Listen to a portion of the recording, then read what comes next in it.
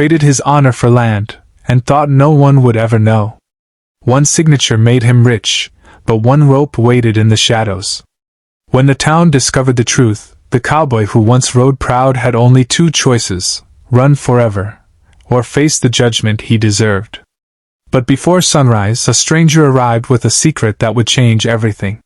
Stay till the end, because the man they came to hang would teach them all what real honor means. The wind rolled across Dry Creek like a warning no one wanted to hear.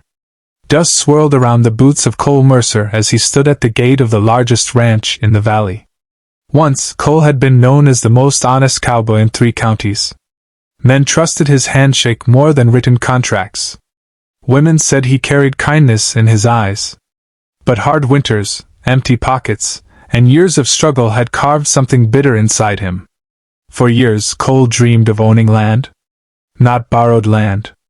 Not rented land. His own ranch. A place where cattle could graze under his name, and where no boss could order him around again. But dreams are expensive, and honesty does not always pay quickly. Then came Silas Grady, the wealthiest cattle baron in town. Silas was feared more than respected. He smiled like a knife and spoke like honey. He offered Cole a deal.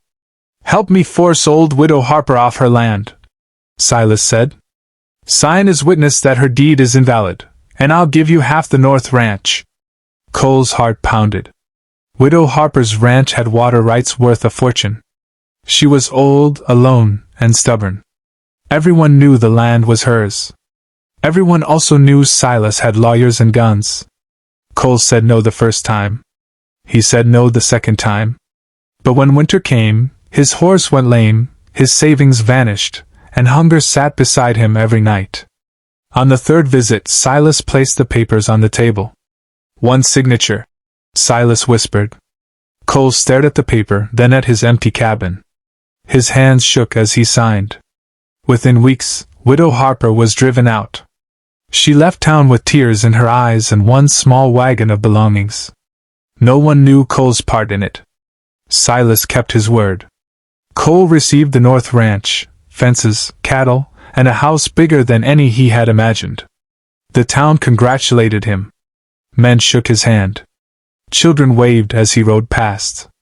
But each cheer felt like stones thrown at his chest. At night, he heard Widow Harper's voice in the wind. One evening, a boy knocked at Cole's door. It was Tommy Harper, the widow's grandson. "My grandma died on the road," the boy said quietly. "Before she passed, she said your name." Cole froze. Tommy placed an old Bible on the table. Inside was Widow Harper's real deed, signed, legal, undeniable. "She wanted you to have one chance to do right." The boy walked away. Cole sat all night staring at the deed. He had gained everything, and lost the man he used to be. By morning, whispers had begun in town. Someone had talked.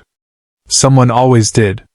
And hanging from the old oak tree in the square was a fresh rope. By noon, the whole town gathered in silence. The sheriff stood near the oak tree, grim-faced. Cole rode into town slowly, shoulders straight, knowing every eye was on him. Silas Grady stepped forward first.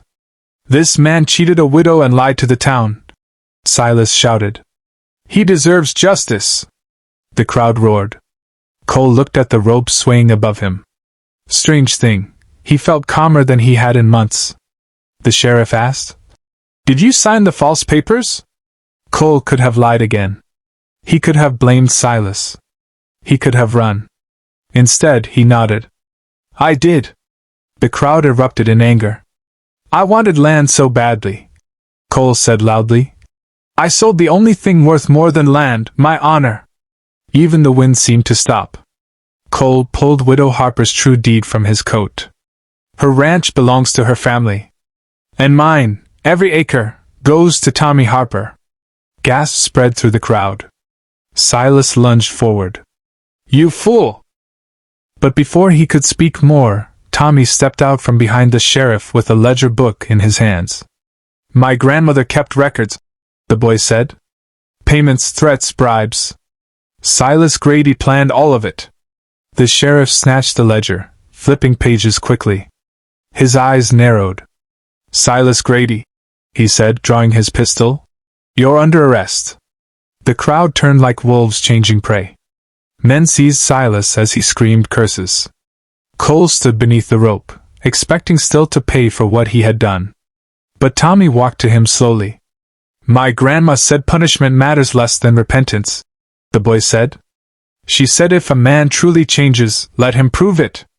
The sheriff cut the rope down. "Town's judgment," he said, "is this: you live, and spend the rest of your days rebuilding what you helped destroy." Cole fell to his knees, tears mixing with dust. Years passed. Where Widow Harper's land once stood abandoned, green fields returned. Cole worked them beside Tommy from sunrise to dark. He never owned another ranch. Never asked for one.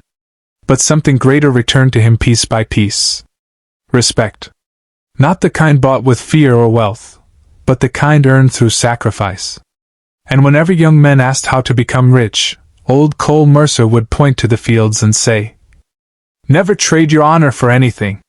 Because land can be won back, but a man's name must be rebuilt one honest day at a time.